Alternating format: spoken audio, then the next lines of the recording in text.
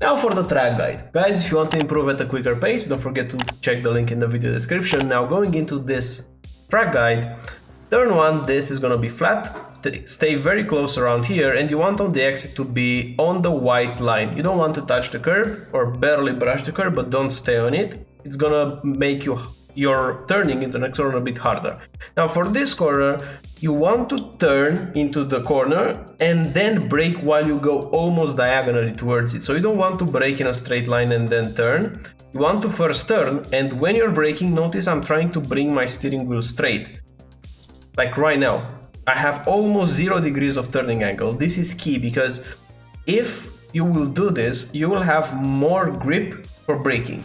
So if you will add just a bit more steering wheel when you turn and brake, then your grip levels are going to be lower. Try to keep it almost straight. First point the car, then apply the braking.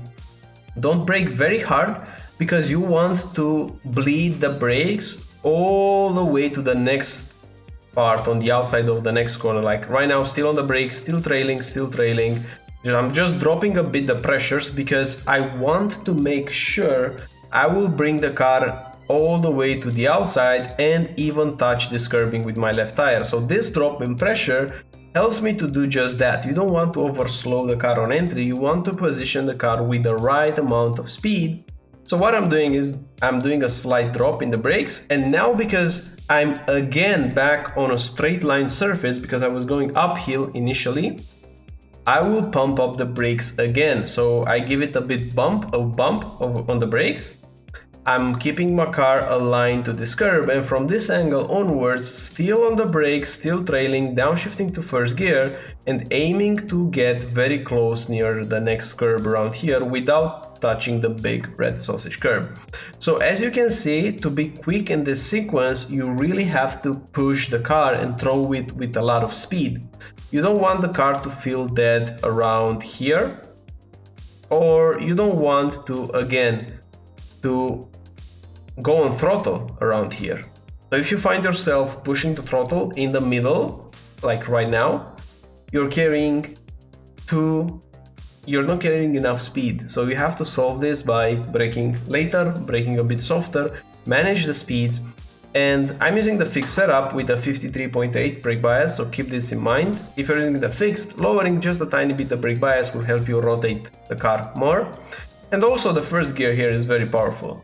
First gear is better than second, because you can achieve almost similar lap times with second gear, but your inside right tire will start to micro lock up. So if you want to avoid that, go with first gear. When you're apexing around here, make sure you're putting the throttle the moment that you will touch the curbing, like right now. Being early on throttle, because right now this is gonna be a big straight. Use all the track from here. And now you don't want to go all the way to the right. Stay on the left part of the track, because you will have enough downforce to take this corner flat, and also cut as much as you can. There is an off track here, but you can get very close at cutting the grass and still won't be an off track, so experiment with the track limits. And now going into the next corner, at the beginning of the curbing, I'm turning into the corner first, and then I will brake. So I'm turning. When I'm getting closer to this curbing, I'm applying the brake. It's just a tiny 10% on the brakes. Downshifting to fifth gear, get that rotation, because we want to use our engine braking and the brake to make the car rotate. We don't want to slow it down, so we just want to carry the momentum. Then immediately we'll go back on throttle again, and right now this is gonna be tricky. So what I'm using here as a reference to know where I'm gonna brake, because everything happens so quickly and you don't have enough time to think. But what I'm looking at right now, I'm trying to straighten up the car a tiny bit. So right now the car is pointing to the outside of the track, almost to this pole. I want to have it pointed more towards the left. So the moment that I do this, I'm applying the brakes. Notice that I don't have time to have the car parallel with the white line, but it's still at a better angle than the original angle from where you're coming from. So this is my reference. I just try to give it a bit of touch on the left, and then I'm applying the brakes. You will brake and turn at the same time right here, managing the brake pressure. If you will brake too hard, you're not gonna be able to make the car point. So braking softer is key. Also downshifting to second as quickly as you can. And I'm looking now at this curb and at the middle of it, which is around here. And at this point, I really want to apex here. If you're apexing early, you will have a bad time on the exit. So look, I'm touching the curb at the end of the yellow anti-curbs and I'm already back on throttle, which is key. I don't recommend using this part though, so this was a bit too much. I was a bit greedy with the throttle. You will see me losing this time that I gained here, so 1.4. I will lose it because it's impossible to position for the next corner if you arrive this far away. So avoid being here, just a bit more towards the left. Try to right now to go and make the car parallel with the white line and not with the curb. Like, you don't want to step on the curb, you just want to kiss the white line. This curb has some bumps, it's like up and down, and the tire will go up and down on the braking, and because it won't make contact with the tarmac, then your braking won't be that efficient. So you don't want to brake on it, you just want to brake on the white line, going in second gear, getting very close to the red sausage curb, and at this moment go back on throttle. Again, super important. This is a long straight here.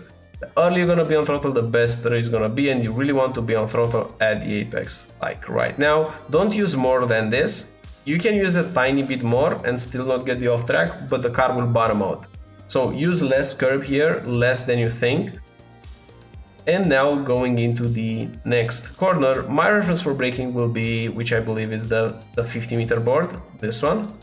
Slightly before the 50, I'm applying the brakes. I think you can brake a tiny bit on this curbing, because we don't brake that hard, we go to 60%. But if you care about your tires, generally you want to avoid it over a longer race.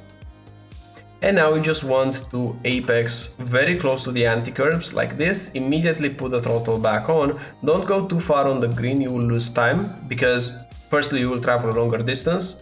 You will offset this by carrying more speed, but when you turn from this part of the track, from the green one, the car will turn a bit lazier because those curbs have a bit of height to them, so the car will be a bit lazy to turn and you will lose that time. Also very easy to get the off track if you push it a bit more, so it's sensible to avoid it. Now for the next corner, I'm applying the brakes here a bit too late. You want to brake, at this point you should be already on the brakes. It's better to brake softer and earlier here, so you will have more grip mid-corner, because otherwise the tires will heat up under braking. If you do this often, it will heat up. And for me here right now, when I'm applying the brakes a bit later, you see that I'm losing that time. I'm gaining a bit of it back, but still you want to brake just a tiny bit earlier. In terms of apexing, I'm looking at this curb and I notice that there's no anti-curb here. So I can cut it like this because there's no yellow anti-curb, so you can exploit that a bit. Also you have space here to play with, that's also good. Now for the next corner, I'm applying the brakes whenever I'm very close to the next corner. It's not a reference, I don't have a proper reference, but when I'm really close, I'm applying the brakes and I just want in my mind 20% brakes, 20 something. I don't want to go more than 30 because you will overslow the car. It's super easy to brake more than you need here.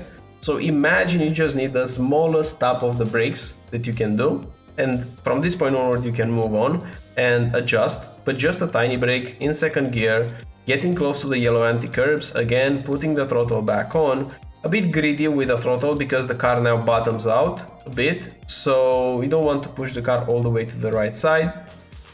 And for the next corner, for this corner, you can brake on this curbing a bit, because again, you're not going to brake so hard. So it makes sense that you can open up a bit. In second gear once again, but this was the mistake in my lap. I think this was the only big mistake. I think I lost here 1/10. Don't go over the red sausage curb. So you need a late apex, but don't go over the red sausage curb because you will lose time. So keep this in mind. And for the last corner, my reference for braking will be the beginning of the curbing. Like right now, you can also use the 50. You will brake in a straight line initially. Notice that I'm keeping the steering wheel straight to maximize braking. You will go to second gear, and you will trail brake up until you get to the almost the end of the anti-curbs. Like at the last anti-curb, you should be applying the throttle, like right now. Don't be aggressive whenever you go on throttle, and also don't be aggressive with your trail brake, because it's very easy to spin the car here. So think about smoothing your inputs out, think about progressive, exactly what I'm doing here, and then whenever you get the grip back because of the elevation change, then you can smash it. Use all the track on the exit, and that's it. Hope you liked it. Subscribe if you want to see more, and check out my course if you want to improve. Bye bye.